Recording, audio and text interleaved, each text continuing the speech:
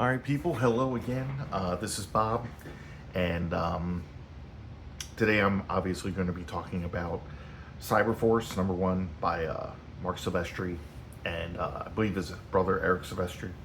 But before I begin, I want to tell you guys that I started a Discord server, and if you're interested in talking comics or drawing or anything like that, come join my server. Nobody's on there yet, so I'm not sure exactly what I want to do with it. It's my first Discord, but maybe people who show up will let me know what we can do with it. Okay, let's dive into this here, right? This is Cyberforce. This is my first video about Marc Silvestri, and he is definitely a favorite. And what I find to be wild is that he, I don't know, like a lot of people talk about a lot of the image artists, and for some reason you don't hear Marc Silvestri's name a lot. No one ever has anything bad to say about him, especially about his art. But he's not the one that's usually talked about the most. I don't know, I find that weird. But if you talk, if it's any of the image guys, any of the original, founding fathers, they'll tell you flat out that the best artist there was Marc Silvestri. Everyone agrees to this. This is what it is. And I have to be honest with you, like, he's not my favorite, but he is like one of the best artists out there. Like, everything he draws, I just find to be flawless. He had like the most expertise with this, and he was perfect. I feel like a lot of Jim Lee came from Marc Silvestri. So we'll see that in here. So again, this is Cyberforce #1. And the first thing I'm going to, this isn't my copy. I thought this was my copy. This is a friend's copy, and I think he kind of wore it out because honestly, everything on this feels thin. And I've been going through a lot of the earlier Image comics, and they were made with a much nicer paper. So it's wild because if you pull a book out, it feels like the book is brand new, like you just purchased it. But this one feels a little ragged. I'm thinking my friend may have read it a lot. So we do have here artist Marc Silvestri, writer Eric Silvestri. And I actually just read this, and I don't think that it's, the writing is that bad. I will, comment on stuff as we go on or whatever. But I gotta say, I kind of thought it was pretty good. And I remember when I first picked this up that I was kind of in love with everything that was going on here. But then again, I had Image fever, okay? And it was like the Image people could do no wrong. If they were bringing out a book, I was jumping onto it. And it really kind of didn't matter who was, doing the book or whatever. So, yeah, I was fully into this when I got this. I bought into it 100%, especially, with his artwork. So here we have this person, and they're being chased, sounds like by heavy military soldiers from their dialogue and everything. And she is, of course, running away and jumps over this fence here. And then this was one of my favorite things in the beginning when it came to Image Comics. Everyone was taking from everyone and putting it in there so that they could create like an entire universe. And I kind of dug that. I liked it. Here we have Emp, because if you remember Wildcats #1, I believe that Emp was a Jacob Marlowe, was a drunk or whatever, and he was drunk in an alley, so that's supposed to be him, and I find that hilarious. But here we have this girl jumping this fence and running away, and then just boom, the fence splinters into nothing, and we have these soldiers here saying that we have to intercept. Cut to top of some building somewhere where we have some superhero question mark up there brooding or watching what's going on here, and kind of talking to himself about this girl running away from these, she's the prey and they're the hunters and such. And he's kind of saying that they're not ready for what's to come, which is for Ripclaw. And there we go, man. Badass in every direction.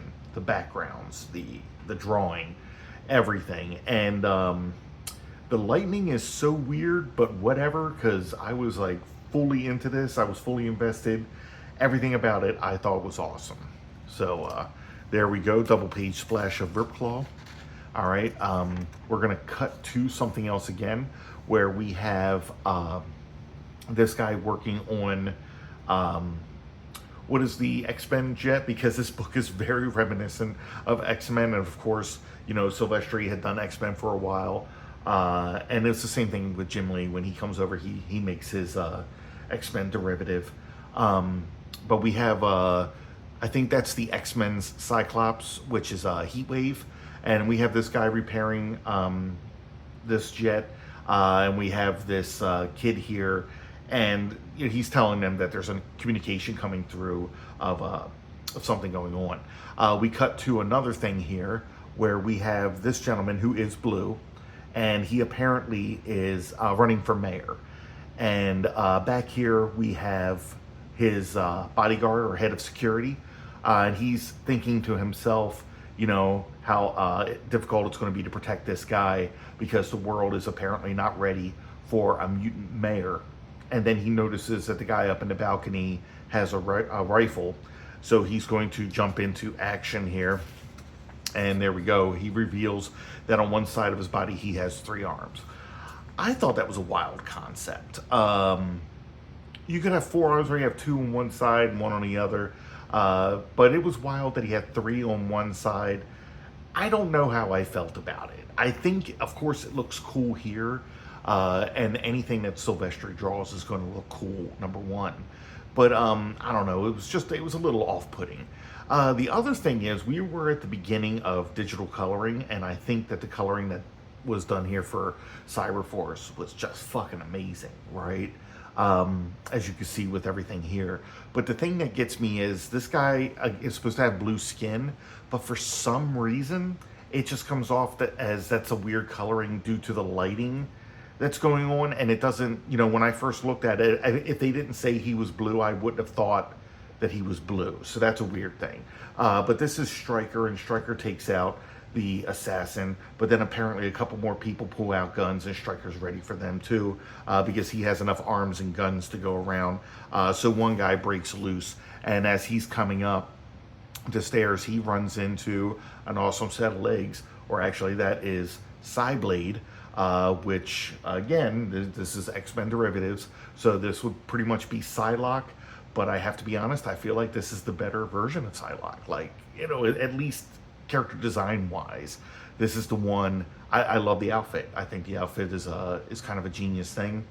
And then she's basically saying, you know, you better think before you act there, and he's like, I'm not paid to think, which I literally busted out laughing there that he said that, and I'm like, dude, you're just letting her know you're an idiot. And of course, she like blows a giant hole in the middle of them.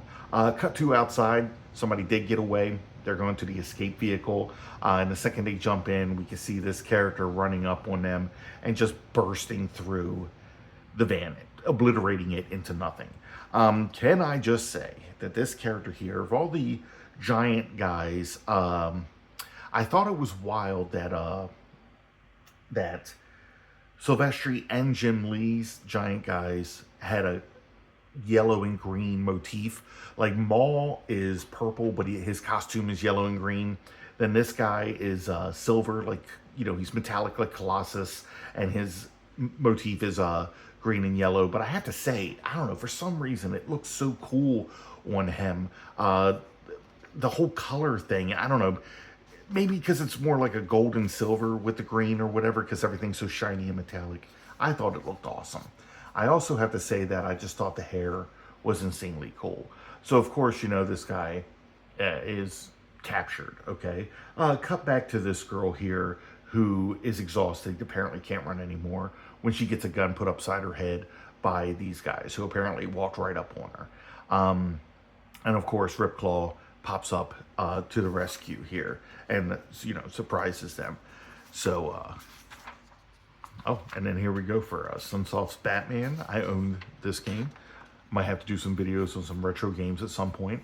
But Ripclaw just dives right in and starts shredding everybody, because obviously he was the Wolverine derivative for this book. Again, Cyberforce is just future X-Men, basically, is what it is.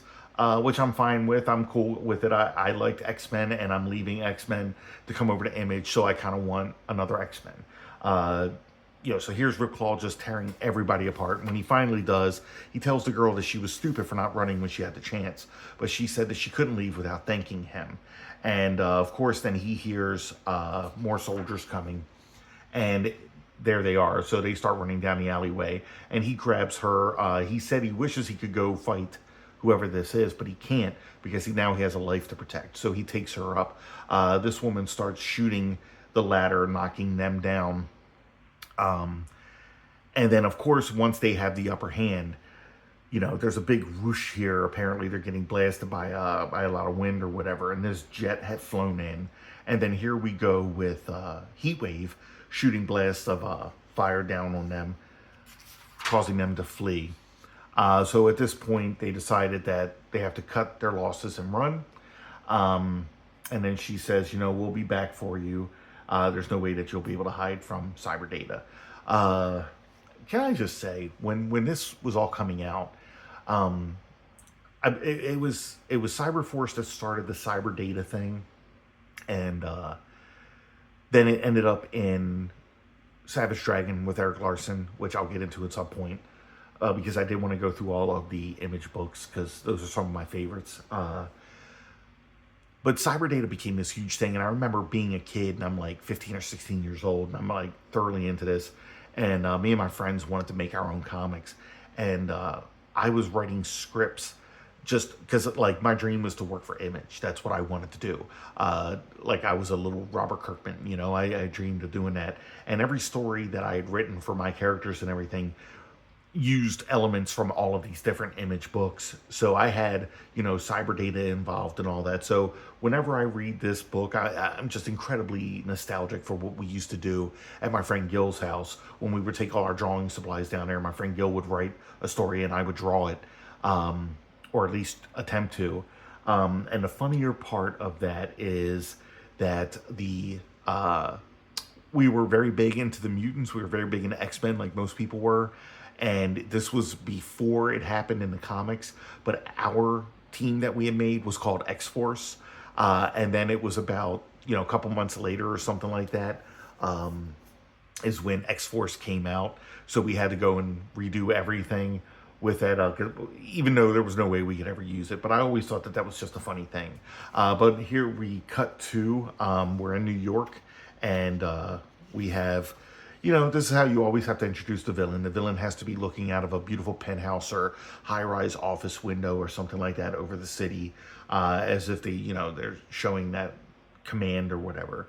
But this is Mother, okay? And I have to say, another gorgeous design for the character. The purple and gold, the fact that the character's blue, it's wild. I did love the colors. And she's basically saying that they need to go catch this girl that they were chasing.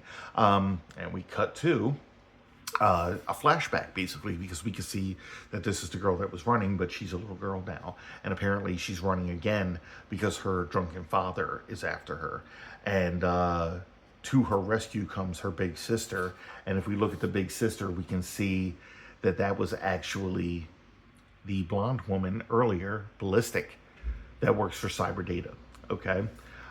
So then she wakes up screaming to find out that she's in this place and meets, I cannot remember whose name this guy is. I know the kid is Timmy, but he basically is taking Velocity around their house and showing her everything.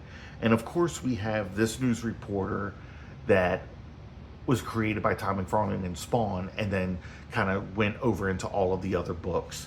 And again, in order to create a cohesive universe or something like that. So they bring her into this toy factory basically and show her the automated toys. I thought this was one of the cutest things I ever saw when I read this book, but I was also definitely getting a Blade Runner vibe. She just came, she's kind of Daryl Hannah and showed up at the toy maker's apartment. And just as they're getting to know each other, of course, there's, something happens. There's an explosion. And as she's picking herself up off the ground, we run into Ballistic and her team of superpower people. We also have another character with 3 appendages on one side. So that was a big thing with Silvestri. And again, not something I saw anywhere else. So I would see it here. But all of this, I mean, the artwork and just everything that took place here, I was in love with it.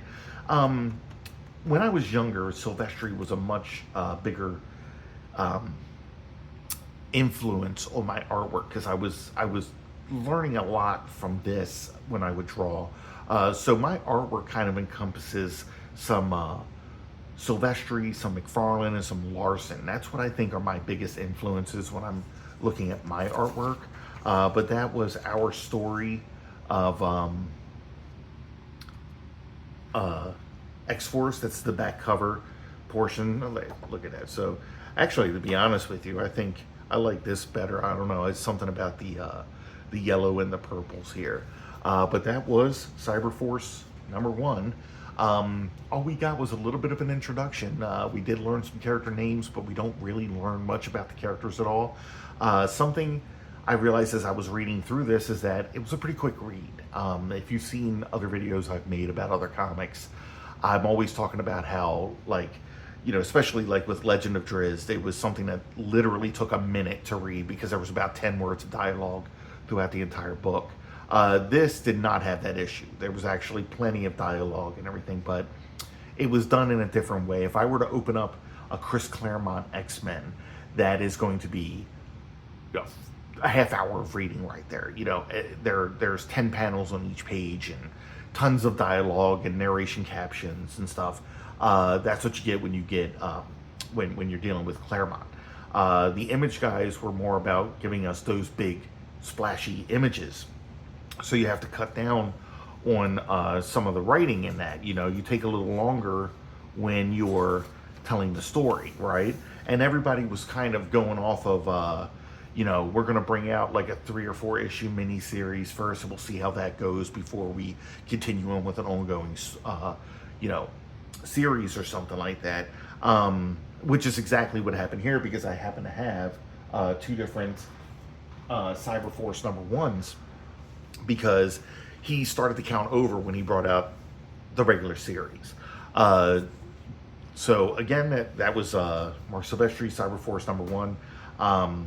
I will be doing the rest of the series because I actually have a lot of these, and I think next I'll be doing Wildcats because I'm going to be with the X-Men derivatives for a little bit.